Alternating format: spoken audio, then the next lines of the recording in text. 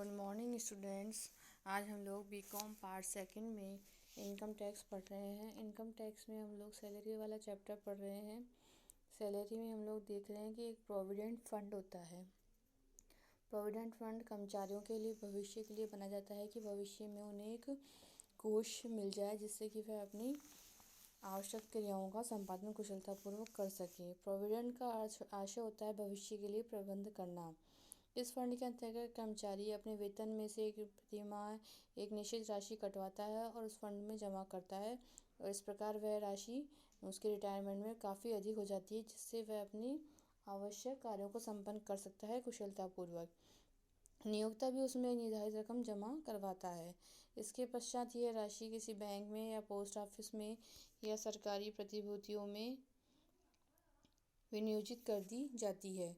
कर्मचारी की नौकरी छोड़ने अथवा अवकाश ग्रहण करने पर उसमें एकत्रित राशि ब्याज सहित उसको दे दी जाती है। यदि सेवा काल में उसकी मृत्यु हो जाती है तो उसके उत्तराधिकारी को रकम दे दी जाती है। इसमें 3 प्रकार के प्रोविडेंट फंड है। वैधानिक प्रोविडेंट फंड, यह फंड प्रोविडेंट फंड अधिनियम 1925 के अंतर्गत बनाया जाता है। इसमें सरकारी, अर्ध सरकारी या स्थानीय सत्ता या विश्वविद्यालय आदि के द्वारा इस प्रकार के फंड स्थापित किए जाते हैं। प्रमाणित प्रोविडेंट फंड, आयकर अधिनियम के अंतर्गत आयकर कमिश्नर द्वारा प्रमाणित प्रोविडेंट फंड इस श्रेणी में आते हैं। आयकर कमिश्नर उन्हीं प्रोविडेंट फंड्स को प्रमाणित करता है जो आयकर अधिनियम की 4थी सूची के भाग ए में दिए गए नियमों के अनुसार होते हैं। ये फंड विभिन्न कंपनियों व संस्थाओं में रखे जाते हैं। थर्ड है अप्रमाणित प्रोविडेंट फंड। वे प्रोविडेंट फंड जो वैधानिक प्रोविडेंट फंड या प्रमाणित प्रोविडेंट फंड में नहीं आते हैं अप्रमाणित प्रोविडेंट फंड कहलाते हैं। साधारणतः यह फंड निजी संस्थाओं के द्वारा या छोटे स्तर के कर्मचारियों के द्वारा रखे जाते हैं। कर्मचारियों पर कर लगाने अथवा उसको छूट देने के लिए आयकर अधिनियम में इन प्रोविडेंट फंड्स के संबंध में भिन्न नियम बनाए गए हैं। इन नियमों को हम इन शीर्षकों के अंतर्गत अध्ययन करेंगे। कर्मचारी का अंशदान, नियोक्ता का अंशदान, प्रोविडेंट फंड में प्रतिवर्ष जमा होने वाला ब्याज और अवकाश प्राप्ति पर मिलने वाली राशि। कर्मचारी का अंशदान, यह राशि कर्मचारी के वेतन में से काट ली जाती है और यह उसे नकद में प्राप्त नहीं होती है किंतु आयकर की गणना करते समय यह उसके वेतन में शामिल मानी जाती है। इसके बाद है नियोक्ता का अंशदान। नियोक्ता के अंशदान के संबंध में देखा गया है कि यह कर्मचारी के वेतन में सम्मिलित किया जाए अथवा नहीं किया जाए किंतु वैधानिक प्रोविडेंट फंड में तथा अप्रमाणित प्रोविडेंट फंड में नियोक्ता द्वारा किया गया अंशदान किसी भी दशा में वेतन में शामिल नहीं होता है। प्रोविडेंट फंड की दशा में यह अंशदान कर्मचारी के वेतन के 12% से अधिक होने पर शामिल किया जाता है। प्रोविडेंट फंड में प्रतिवर्ष जमा होने वाला ब्याज, यह ब्याज कर्मचारी के वेतन में सम्मिलित किया जाए अथवा नहीं किया जाए यह एक निर्णय करना होता है। इस संबंध में हम लोग देखते हैं कि वैधानिक प्रोविडेंट फंड और अप्रमाणित प्रोविडेंट फंड में प्रतिवर्ष जो राशि जमा होती है ब्याज के रूप में वह वेतन में सम्मिलित नहीं किया जाता है, परंतु प्रमाणित प्रोविडेंट फंड में यदि एकत्रित धनराशि पर 9.5% से अधिक ब्याज यदि जमा किया जाता है तो आधिक्य को कर्मचारी के वेतन में शामिल किया जाएगा। अवकाश प्राप्ति पर मिलने वाली एकत्रित राशि, इस संबंध में देखा गया है कि कर्मचारी के वेतन में इसको सम्मिलित किया गया है अथवा नहीं किया जाए। यह देखना है कि वैधानिक प्रोविडेंट फंड की दशा में कर्मचारी को अवकाश ग्रहण करने अथवा नौकरी न करने पर इस फंड से प्राप्त राशि हर दशा में कर मुक्त होगी और उसे वेतन में शामिल नहीं किया जाएगा।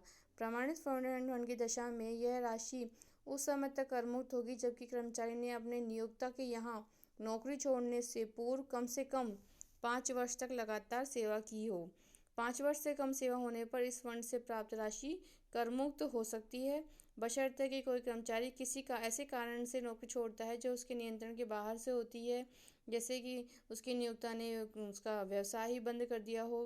कर्मचारी प्रोविडेंट फंड की दशा में 5 वर्ष पूर्व स्वेच्छा से नौकरी छोड़ देता है तो प्राप्त राशि पर निर्धारित विधि के अनुसार कर लगा जाता है, परंतु कर्मचारी दूसरे नियोक्ता के यहाँ नौकरी प्रारंभ कर देता है तो पहले वाले नियोक्ता के द्वारा रखे गए प्रमाणित प्रोविडेंट फंड में जितना शेष उसके व्यक्तिगत खाते में है वह दूसरे नियोक्ता द्वारा रखे गए प्रमाणित प्रोविडेंट फंड में हस्तांतरित कर दिया जाता है। और इस प्रकार हस्तांतरित की गई रकम पर कर नहीं लगेगा। इसके साथ ही जब दूसरे मालिक की नौकरी छोड़ी जाएगी उस समय 5 वर्ष की अवधि की गणना करते समय पहले नियोक्ता के यहाँ नौकरी की गई अवधि को शामिल किया जाएगा। अप्रमाणित प्रोविडेंट फंड की दशा में एकत्रित राशि में नियोक्ता के अंशदान व ब्याज को कर्मचारी के वेतन में शामिल किया जाता है।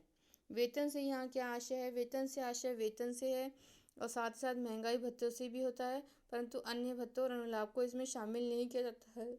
यदि कर्मचारी को बिक्री पर कमीशन भी प्राप्त होता है तो वह वेतन ही माना जाएगा। हस्तांतरित शेष, यदि नियोक्ता को अप्रमाणित प्रोविडेंट फंड द्वारा अनुमोदित करवा लेता है अपने फंड को और ऐसा अप्रमाणित प्रोविडेंट फंड अनुमोदन की तिथि से प्रमाणित प्रोविडेंट फंड मान लिया जाएगा, तो अप्रमाणित प्रोविडेंट फंड के प्रमाणित फंड हो जाने पर उसमें जमा राशि का जो कुछ भाग प्रोविडेंट फंड में हस्तांतरित कर दिया जाता है वह हस्तांतरित शेष कहलाता है।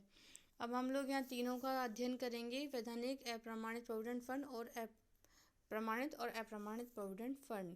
हम लोग कर्मचारियों का अंशदान में देखते हैं कि वैधानिक की दशा में तो इसे वेतन में शामिल किया जाता है, प्रमाणित प्रोविडेंट की दशा में भी इसे वेतन में शामिल किया जाता है और अप्रमाणित की दशा में भी कर्मचारी का जो अंशदान है वह वेतन में शामिल किया जाएगा। नियोक्ता का अंशदान देखते हैं हम लोग स्टूडेंट्स, तो वैधानिक प्रोविडेंट की दशा में वेतन में सम्मिलित नहीं होता है। प्रमाणित प्रोविडेंट फंड की दशा में वेतन में 12% से अधिक होने पर शामिल होता है और अप्रमाणित की दशा में वेतन में शामिल नहीं होता है।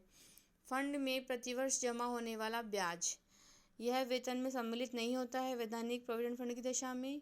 प्रमाणित प्रोविडेंट की दशा में यदि एकत्रित राशि पर 9.5% से अधिक जमा यदि ब्याज होता है तो वेतन में शामिल किया जाएगा वेतन, और अप्रमाणित की दशा में यह वेतन में शामिल नहीं होता है।